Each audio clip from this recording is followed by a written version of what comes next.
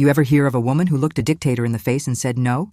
Her name was Minerva Mirabal, and in the Dominican Republic of the 1940s and 50s, saying no to Rafael Trujillo wasn't just bold, it was dangerous.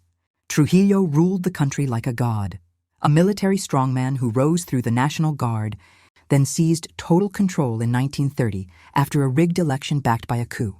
He renamed towns after himself, hung his portrait in every public building, had people imprisoned or tortured for calling him anything less than El Jefe. He was obsessed with power, order, and women. And Minerva? She was everything he couldn't control. Born in 1926, she was sharp, outspoken, and politically curious. By 18, she was studying law, reading banned books, quoting revolutionaries. In 1949, Minerva was invited to a party Trujillo was attending. That's how he operated. He used social events to handpick women.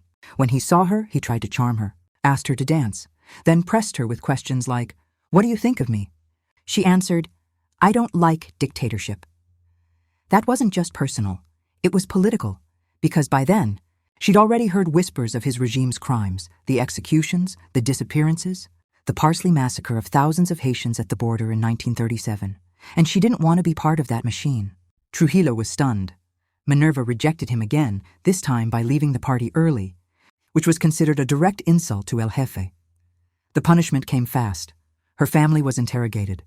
Her father was arrested and later died after being detained, with signs pointing to torture.